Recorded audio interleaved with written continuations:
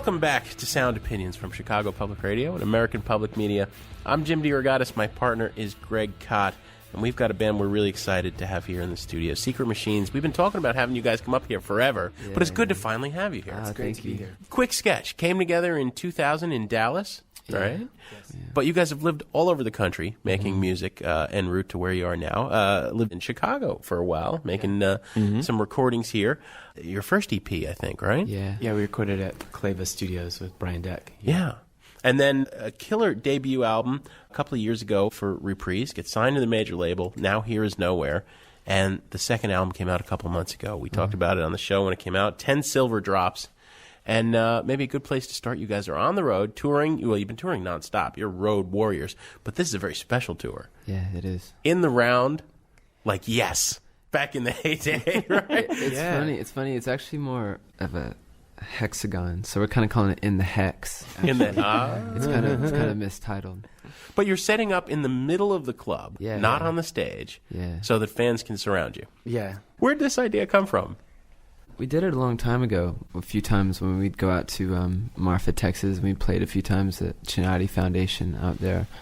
And they let us set up in this AmVets hall and just smack dab in the middle. And there was this really nice chandelier over us. And we just kind of set up our amps in a circle and invite people out. And it worked great, you know. It's how we play when we were in our rehearsal room. So it's an intimate thing, like the audience is... Yeah. Well, I think it's more intimate for us as the three of us playing because there's really close contact, eye contact. I think we can take our songs further out more easily because we have such better communication. And at the same time, it's less like watching a TV show for the fans, and it's more like them kind of being a part of musical performance. Yeah. You guys started out in Dallas, as Jim mentioned, and are set up acoustically right now. But we just saw you at Lollapalooza in Chicago on the lakefront, beautiful summer day. And I thought, of all the bands over that 3-day weekend, you guys seemed like perfectly suited for that sort of big, huge environment. I mean, it's a big, big sound that you guys have and generate. And yet at the same time, I'm wondering, do the songs start in that big, huge place, or do they start similar to the way you're set up now, sort of more of a stripped-down acoustic kind of thing? Wow. I think a few have started in that big way, kind of come out of jams and things like that. But when we first moved to New York, we had to play in our apartment. We couldn't really play that loud. I mean, luckily, we had some kind neighbors, you know, but we'd play pretty much like this, except Josh had a kit, played really lightly. I mean... yeah, because you are a powerful drummer, Josh. I mean, it's said in almost every review, not since Dave Grohl with Nirvana have we heard a drummer do the Bonham thing quite so effectively. Yeah, and it's funny because I think playing soft for like, what was it, a year and a half, 2 years? Yeah. I think that's what made us a better loud band. You know, because we really had to learn how to play mellow and soft. Yeah, sometimes it's easy to hide behind volume, and I mean, and playing quiet, you can't really. There's no hiding. You know, you have to pick what notes you play and how you play it. Yeah. You guys were sort of living on top of each other in New York, too, right? I mean, that was kind of like, you know, move from Dallas, go to New York, no gigs, no prospects lined up at the moment. No money. The middle of winter, too. That's kind of insane. Of all the cities to move to in the middle of winter with no money, I mean, New York is probably the last place anybody would say, well, that's a reasonable decision, boys. Go ahead and do that. Yeah, well, we don't play music because we're geniuses. Why did you decide to do that? I don't know. I think we all felt attracted to New York City. I mean, having visited it in various times, I think there's something that we felt like we all should live there at least once. We should try it. And for us, it was just as simple as that. Like, let's go live there, you know, and see what happens. And if you're going to be a band, why not be a band from New York? Why not try and make music? Well, and it's interesting because I think that the New York influence didn't really permeate into the music until 10 Silver Drops. I mean, now suddenly you're writing about watching a drug deal go bad on the corner. And, you know, I'm not that these things don't happen in Dallas, Oklahoma, or Chicago, but they're a little more prevalent in New York. I never thought a moment spoke so well as the second when you tried to be kind. Stumbling over the telephone, ringing, looking for your voice on the line. There was an orange-lipped girl with her knees crossed, sitting on the carpet in cold. She was holding on to the money, and I was doing what I was told. There was an undercover cop parked right across the road.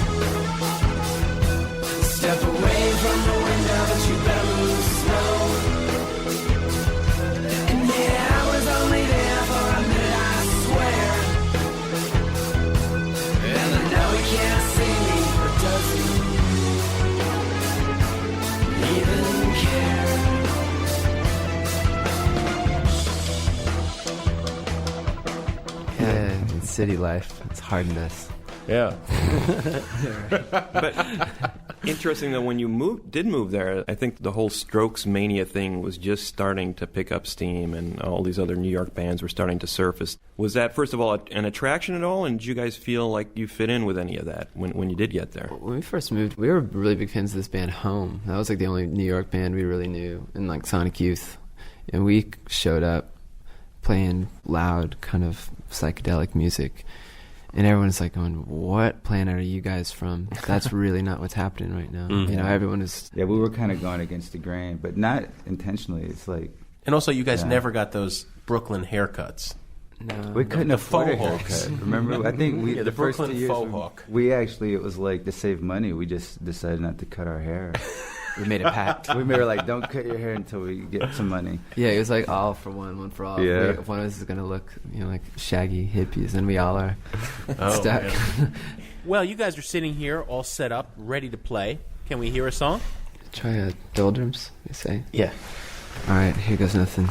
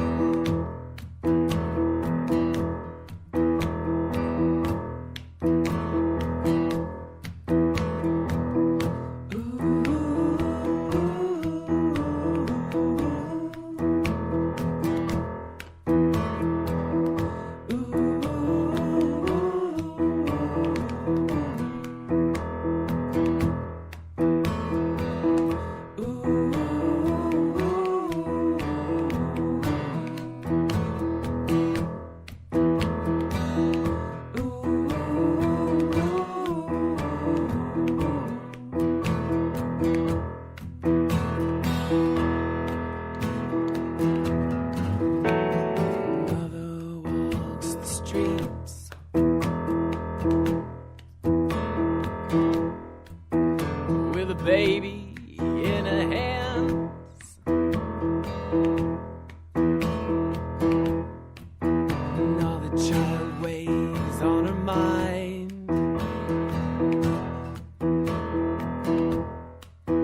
Mama's looking for a man, 'cause her daddy's in the doldrums.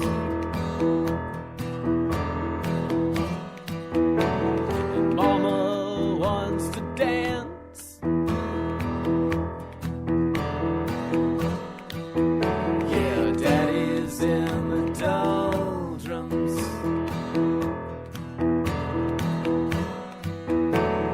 He can barely stand. So how are you?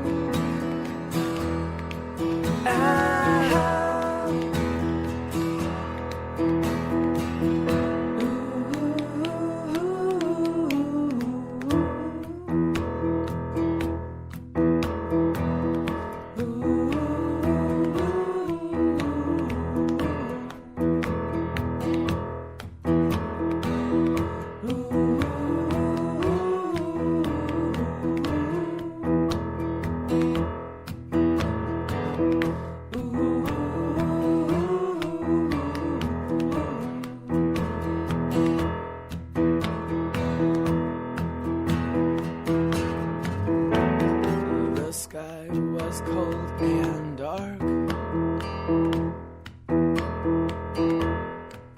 a breath of overcasting black. I watched her walk away,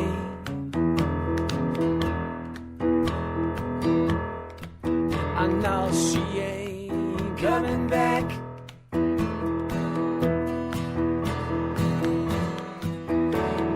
Daddy's in the doldrums.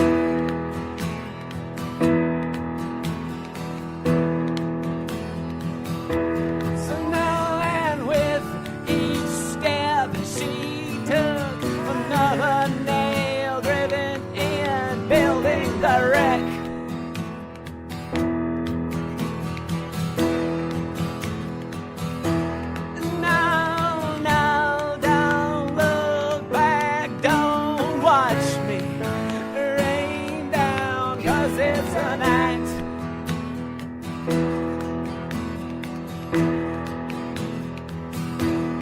Now is all my love, just self-deceit, sickening heat, just carried away.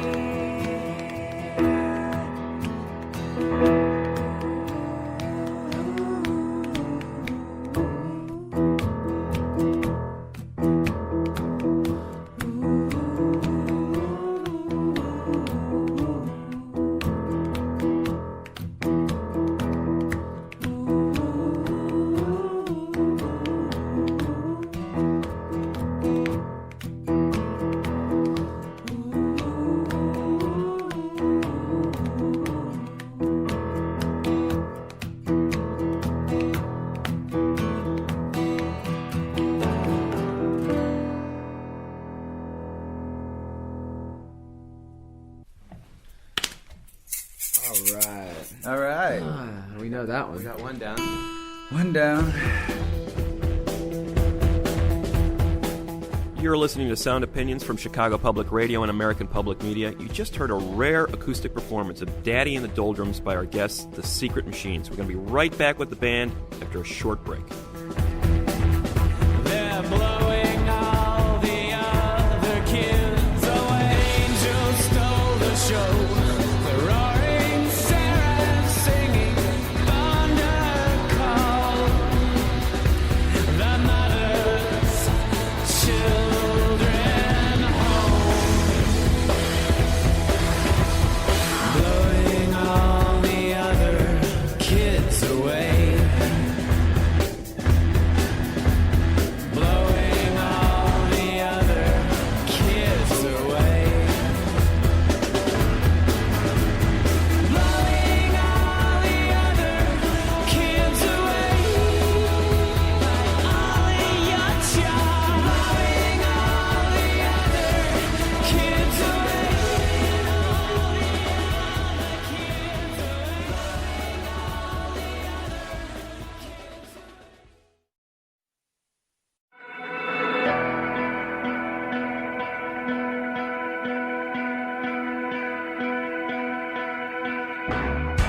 Welcome back to Sound Opinions from Chicago Public Radio and American Public Media. We are here with Brandon Curtis, Ben Curtis, and Josh Garza of the Secret Machines. Now, you guys are set up acoustically today, but Brandon, usually you shuffle between bass and keyboards. Ben's on guitar, and Josh is on drums. Can you guys tell us a little bit about how you came together, and why did you decide just to go with a trio?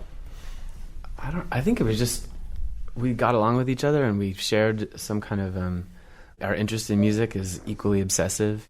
We just got in a room together and started playing, and it just seemed to work. But I mean, and it never occurred to us to add someone else.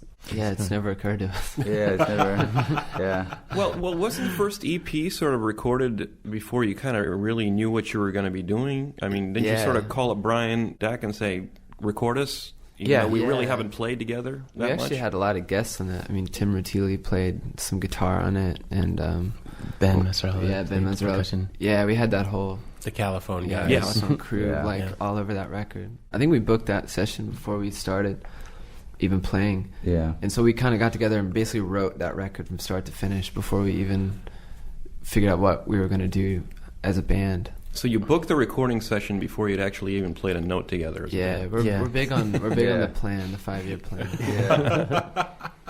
Well, obviously you two, Ben and Brandon, you guys are brothers. You grew up together, so there was this. You had a shared history. Where did you come into the mix, Josh? Let's see, it's funny. These guys, Ben and Brandon, were in a band that was actually kind of finishing up.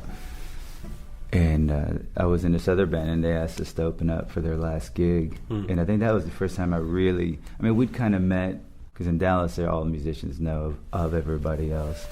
But I guess, once that ended, me and Brandon started jamming together, and it just all kind of clicked.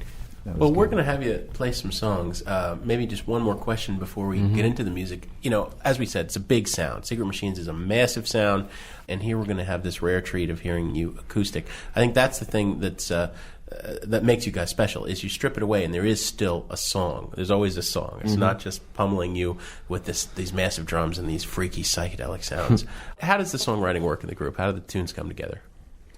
It just comes from something like this, like the three of us sitting in a room playing stuff over and over again, and things kind of emerge. You know, one of us will have an idea or a pattern or a shape of something, and we just play it to death for hours and hours, and it kind of turns into something. I think we're all into composition, and like collectively we all kind of edit and arrange stuff together. And yeah, we don't really write based on sounds. I think some bands do that, which I think that's a okay way to write, with making a certain sound and building a song around it. But the sounds come afterwards with us. You know, it's always a song first. I have to ask you, too, to follow up on that, the songwriting aspect of it. You're very self-contained. I mean, you produced both of your major label records. I mean, you've done the production. Ben, I think we actually talked about this when first record came out. I'd mentioned to you that you had actually gotten an offer from Bob Ezrin to record you guys, to produce the record, and you guys said, thanks? We had some offers, you know. We had a few. I mean, a few people wanted to. It's really flattering, but it's like if Eno came along and wanted to make a record with us, we couldn't really do it, because I think that the only way we could make a record better than Brian Eno would make is if he's not there, you know, because if he's there, it'll only be as good as anything Eno has ever done. So I think you can only really outdo people if they're not present. That's interesting, and it's interesting too that you got the leeway from the label to do that, so especially lucky. for a new band. You know, wait a minute, you don't want to record with Bob Ezrin, you want to do it yourself. It was sort of smoke and mirrors. We were like, give us a chance to do 2 songs. We'll do 2 songs. And then they kind of like, well, okay. And like, we'll do 2 more. And we can just finish the record. We're already in the studio. And then it's like, next thing you know, we're done. And, you know, we kind of pulled the wool over their eyes a little bit. We But did, Well, and it's cheaper. It's probably 1/10 as expensive as Bob Ezrin would have been. Of course, yeah. It's Just his cheaper to hotel use bill. Eno's oblique strategies, because you can get those. I know. So, you know, I think now for you have us them it's on the cheaper net. to There's use a those, computer program. You just hit it, and oblique strategies. Yeah. Whenever you're in a dilemma in the studio, have you used those? You pull one up? Yeah, we have. They're Mixing actually- a lot. Yeah, those are fun, you know, and it is cheaper than him being there. Is it finished? or you know, is it raining? Okay. Well, play some tunes, guys. Let's hear the stripped down acoustic Secret Machines.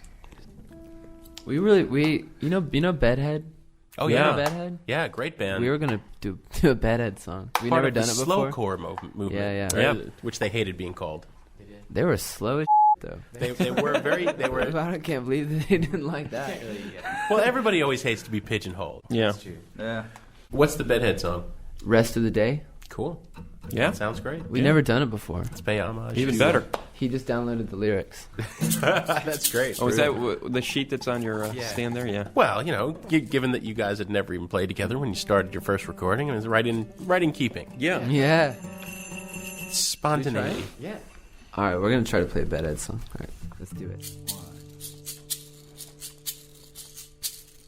I had to wake up, my head first.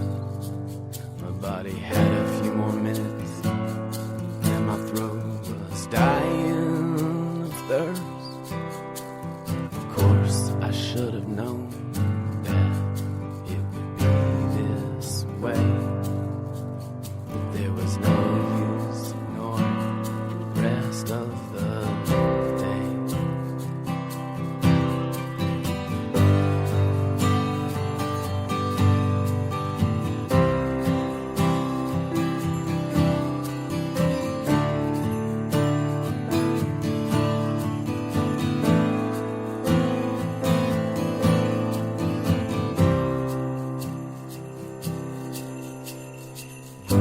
Since people are dying in almost every possible place, I'd rather not leave the bed here with you. Since there's a dead black cat scattered on my street, I'd rather stay here under the sheets.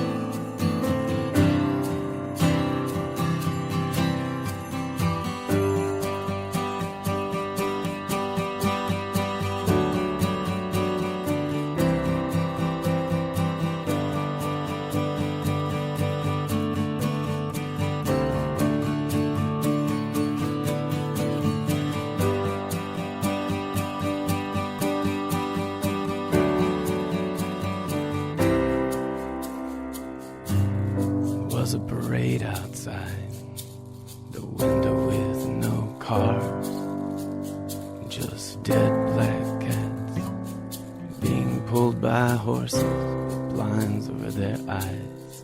I'm sure we could see ourselves rolling in the cats when the cars move back and forth, hitting the holes in the street.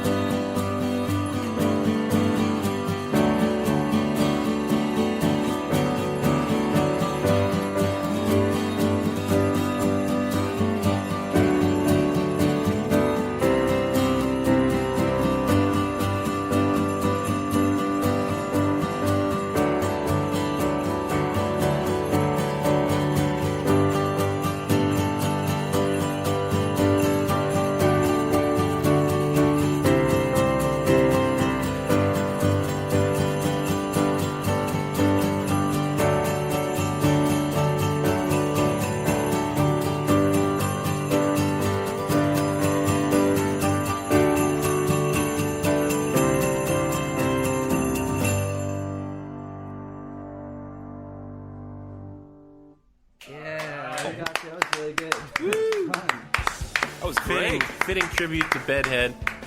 And you guys, you know, you can be unplugged and you're still swirling and trippy and psychedelic. That is a good trip. Cool. Good trick.